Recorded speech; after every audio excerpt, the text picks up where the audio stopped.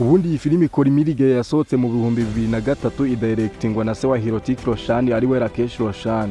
Uyu Rakesh Roshan yari afashe risk kuko nibwo bwa mbere mu gihugu cy'Ubuhinde bari bagiye gukora filimi irimo alien kandi harimo na scene nyinshi zivuga kuri science. Yari yanateguye budget nini dore ko yari yateguye miliyoni 3 z'amadolari kandi muri kino gihe cya 2003 ya mafaranga ari menshi cyane. Aba bagabo bagira n'icyene wabo dore ko muri iyi filimi yari yarashyizemo n'umuhungu we ari we Hiroki Roshan kugira ngo azayikinemo nk'umukinnyi w'imena. Ubwo muri script y'iyi filimi harimo n'undi mukobwa ari we Pretty Zinta kugira ngo drama zo muri iyi filimi ziyongere izarusheho gucuruza. Kubera ko uyu Rohit yagombaga gukina nk'umuntu ufite ikibazo mu mutwe yabanje kujya kwiga uko bano bantu babayeho mu buzima busanzwe, ukuntu ari buze kuvuga, kugenda, kunyeganyiza ibice by'umubiri wiwe cyane cyane ibice by'amaboko. Uyu Hiroki Roshan nubwo yarabizi ko iyi filimi iri kudirectingwa na Rakesh Roshan yagombaga kwita kuri buri kadetail kuko uyu mugabo yita kuri buri kadetail kose. Kandi uyu Rakesh Roshan yarabizi ko ari buze guhura na kiriya kibazo cyo gukora scene za Jadu kuko muri kino gihe nta terambere bari bafite mu gukora ziriya scene za visual effect. Kugira ngo Jadu uzamubone kuri wamubonye muri iyi filimi bakoresheje CGI animatronics, hanyuma movement nini bakoresheje abantu bari kuri set. Nimba warabonye iyi filimi wabonye ko Jadu abagenda gakeya anakora movement ziwe gakeya. Iyo aza gusa nk'uyihusemo byari kugaragara ko ziriya scene zitari izanyazo kuko muri kino gihe nta terambere bari bafite mu bintu bya visual effect. Izindi scene zagoranye muri iyi filimi ni ziriya scene aho Hiroki Roshan abari kumwe n'abana. Gukinisha abana baba bigoranye cyane ko bano bana babaga bafite scene nyinshi bari kumwe na Jadu kandi byaragoranaga kubabona babaye seri. Ibi byatumaga mu gushutinga ziriya scene zabo habamo amariteke menshi binatinza yino filimi. Ubundi hari ibintu bibiri bituma zino filimi z'Abahinde zikundwa ku rwego ruri hejuru. Icya mbere ni ziriya nkuru z'urukundo bagenda bashyira muri filimi zabo, icya kabiri ni ziriya scene zo kurwana ariko ziri advanced. Nk'ubu mu gukora inkuru y'umuhungu ufite ikibazo cyo mu mutwe ari we Hiroki Roshan uza gukundana n'umukobwa mwiza muri quartier ari we Risha, iyo aba ari inkuru iri drama ishobora kuza kubinjiriza akayabo kamafaranga kandi ni nako byagenze iyi filimi kimara gusohoka.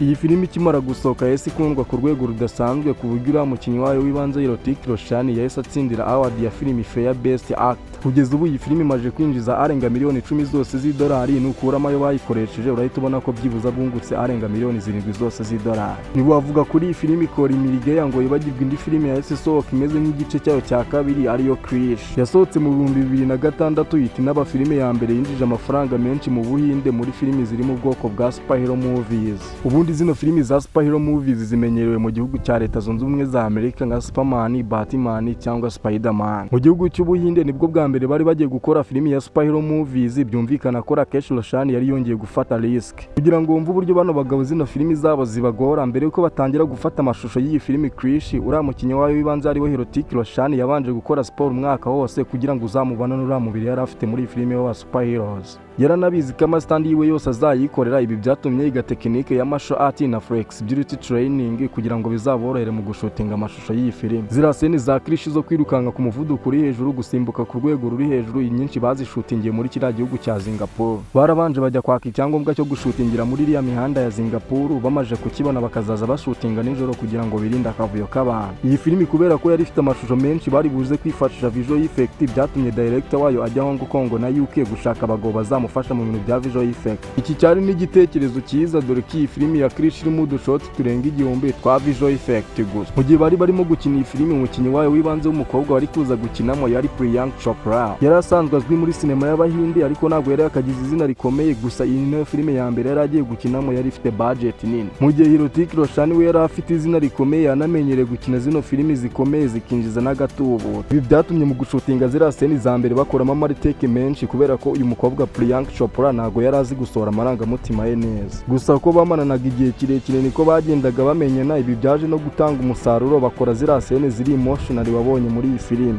Iyi filimi ya krresh igice cya mbere yagiye kurangira itwaye miliyoni 4,220 by'amadolari. Kugeza ubu iyi filimi ya krresh yasorejwe ku gice cya kabiri aricyo giheruka gusohoka mu 2013.